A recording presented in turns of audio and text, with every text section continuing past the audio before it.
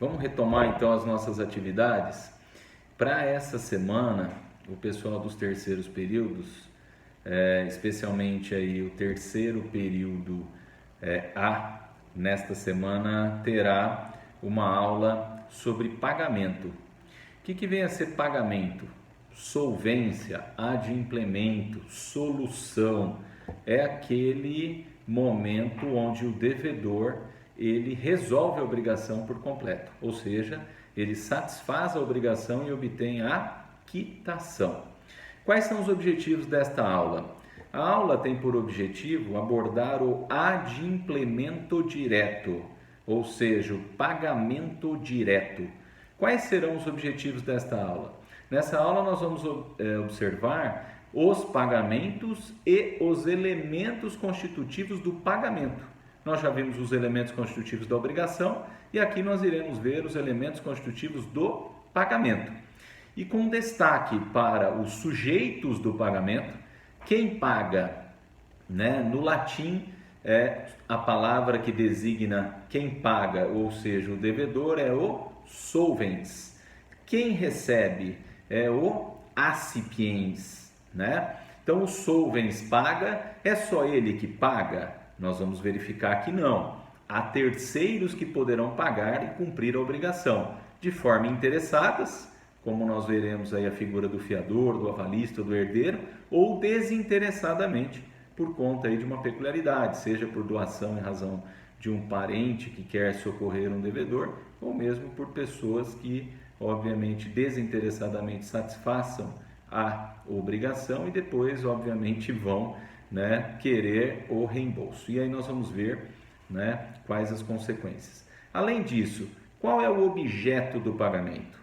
Quer dizer, qual é a finalidade desse pagamento? Como é que se materializa? Como é que se corporifica o pagamento? É por meio de um ato positivo dos solvens que visa satisfazer os interesses do accipiens, que são as novas figuras que nós estamos começando a entender a partir de agora. Além disso, onde eu cumpro a obrigação? Qual é o local de cumprimento da obrigação? E qual o momento que essa obrigação deve ser satisfeita?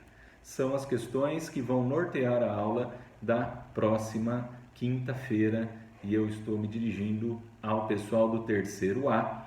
Já na próxima semana, na terça-feira que vem, no dia 28, nós estaremos falando com o pessoal do terceiro C. Essa videoaula, pessoal, só tem a finalidade de abrir o assunto, para trazer, obviamente, a problemática e também indicar para que vocês façam a leitura dos slides e, ao mesmo tempo, de uma bibliografia, seja do Tartucci ou mesmo as outras bibliografias que eu já comentei que estão disponíveis na Saraiva Online.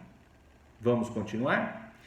Bom, então, dentre os elementos subjetivos, nós veremos a figura do solvens devedor e nós temos também as figuras do terceiro interessado e do terceiro não interessado. Na própria aula lá no Teams, nós vamos conversar um pouquinho mais e aí eu vou passando e compartilhando os slides com vocês. Também falaremos sobre o accipiens, que é o credor que vai receber o objeto prestacional.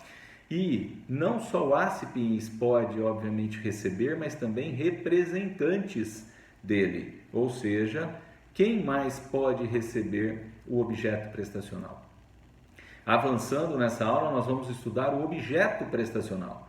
Aqui eu chamo a atenção, pessoal. Se vocês pegarem o Código Civil, a partir dos artigos 304, ele vai falar de quem deve pagar, a quem se deve pagar, dos artigos 308 até o 312, e aí, do objeto do pagamento e sua prova, nós teremos do artigo 313 ao artigo 326. Esses pontos, e na aula de quinta-feira nós vamos destacar no terceiro A e na próxima semana no terceiro C, os principais artigos, E eu já indico que nós teremos aqui algumas questões interessantíssimas em razão da pandemia que nós estamos vivenciando, as quais vão motivar muitos debates. Por exemplo, o princípio do nominalismo, por exemplo, o artigo 317 que fala da excessiva onerosidade, a quitação e os seus efeitos, quais os requisitos da quitação, Onde deve haver o pagamento, nós já vimos na aula anterior que o pagamento pode ocorrer no domicílio do devedor ou no domicílio do credor. E qual o momento? A obrigação instantânea, ela é diferida, né? Ou mesmo ela pode ser considerada vencida antecipadamente. Essas serão as questões que nós abordaremos na próxima aula.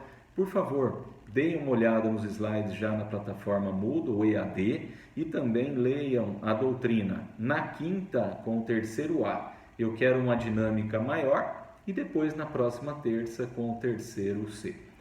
A bibliografia referenciada aqui é do professor Flávio Tartucci, sem prejuízo do que vocês possam ler com o professor Carlos Roberto Gonçalves e também com o professor Pablo e Rodolfo Pamplona.